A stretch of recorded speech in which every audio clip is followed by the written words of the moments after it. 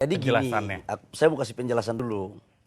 Jadi di Raja Ampat itu kan ada 3 pulau besar dan kurang lebih sekitar 15.000 pulau-pulau kecil. Itulah Kabupaten Raja Ampat. Raja Ampat. Nah, kemarin waktu ketika informasi yang mengatakan bahwa lingkungan dan seolah-olah Merusak. Pulau Payemo itu sudah rusak. Tuh. Saya juga kaget. Kok informasinya apa ini benar atau tidak gitu loh.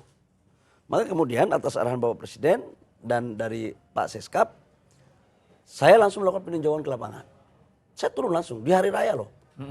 Hari Rabu saya dapat arahan, hari Kamis kita memberhentikan sementara kegiatan di Pertambangan di sana. Dari 5 IUP itu yang beroperasi itu 1 PT GAK. Ya. Yang baru dapat RKAB. Jadi kita melihatnya begini. Sebuah perusahaan tambang beroperasi atau tidak itu tergantung dari RKAB. Karena nggak mungkin IUP ada kemudian beroperasi tanpa RKAB. Maka yang punya RKAB itu PT GAK Nikel. Sementara yang lainnya itu belum ada RKAB. Nah, gimana sih ceritanya? Ini yang punya GAK Nikel itu kan kontrak karya. Dan bahkan eksplorasinya dari tahun 72. Sudah lama. Dari tahun 72, dari saya belum lahir. Mungkin ayah ibu saya juga belum pacaran kali. Jadi dari tahun 72. Kemudian kontrak karyanya itu tahun 98. Nah, kemudian izin produksinya itu mulai tahun 2018. Baru mulai produksi. Ini punya siapa? Ini punya negara. Anak perusahaan dari PT Antam. Itu untuk menyangkut dengan GAK. Yang empatnya, ini karena rezim kita dulu itu kan 2016 ke bawah itu kan izin IUP-nya atau KP-nya, kuasa pertambangannya itu adalah kepala daerah. Karena aturan kita memang undang-undangnya kepala daerah yang memberikan, baik bupati maupun gubernur. Nah, ini izin ini terjadi sejak 2004, 2006, 2008. Ya, itu yang dianulir akhirnya oleh negara. Ya, kita melakukan pengecekan ke lapangan dan rekomendasi dari Menteri LH Lingkungan Hidup bahwa M4 ini tidak dilanjutkan. Ya, saya bilang oke, kalau memang tidak dilanjutkan ya tugas kita menjalankan apa yang harus kita lakukan. Tetapi yang menyangkut dengan informasi bahwa saya mohon maaf ya tentang Payemo yang sudah rusak, itu juga saya mohon para saudara-saudara kita harus agak lebih cermat, lebih hati-hati dalam memilah-milah ya mana informasi gambar yang benar. Karena setelah saya lihat nggak seperti itu. Saya kan pakai heli dan saya keliling. Dan dari PT GAK, dari Payemo ke PT GAK itu kan 42 kilo. Jadi yang beredar di media sosial itu sesungguhnya bukan lahan yang dikelola oleh GAK? Bukan.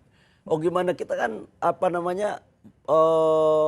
pakai video dan PT GAK itu kan dia melakukan reklamasi dengan baik ya. Kaidah-kaidah pertambangan dengan baik. Kalau tidak salah kemarin dari Menteri Perikanan juga melakukan pengecekan terumbu karang di sana. Aman? Saya baru baca di berita sih bagus. Nggak ada masalah. Tapi kalau misalkan benar-benar terjadi pencemaran atau melanggar aturan yang sudah diberikan oleh pemerintah untuk mengelola itu, bisa langsung seketika dihentikan? Ya pasti ada prosesnya. Kan sebelum orang melakukan tambang itu kan ada AMDAL dulu. AMDAL itulah sebagai dokumen acuan bagi penambang melakukan proses penambangan. Jadi kalau dia sudah melewati proses itu dan dia menjalankan dengan kaidah yang baik, apanya yang harus dipersoalkan? Terkecuali dia melanggar AMDAL. Oke. Tapi sejauh ini seperti apa komunikasi atau koordinasi antara Kementerian ESDM yang memberikan izin untuk mengeksplorasi sumber daya yang ada di Indonesia dengan Menteri LH? Yang ini kan juga berkepentingan untuk menjaga lingkungan agar tetap survive atau keberlanjutan gitu. Seperti apa koordinasinya? Koordinasi kami baik, sangat apik sekali kan, sangat bagus. Jadi begitu IUP dikeluarkan, perusahaan itu belum bisa dikasih RKAB. dia akan mendapat RKAB kalau dokumen AMDAL-nya udah. AMDAL itu paling penting sekali. Jadi tidak ada RKAB yang diberikan kepada perusahaan tanpa ada AMDAL. Karena syarat utamanya itu salah satu diantaranya adalah AMDAL. Jadi sebenarnya kalau antara ESDM sama Kementerian LH ini lebih tinggi LH gitu ya? Kalau nggak ada persetujuan dari dia, nggak akan jalan? Nggak ada juga persoalan tinggi dan rendah. Ini bukan persoalan tinggi-tinggian atau rendah-rendahan. Semuanya itu kita menteri itu sama. Semua menteri itu sama di bawah presiden. Menteri itu kan berdasarkan tupoksi dan undang-undang di masing-masing kementerian. Betul. Dan bos kita satu, presiden.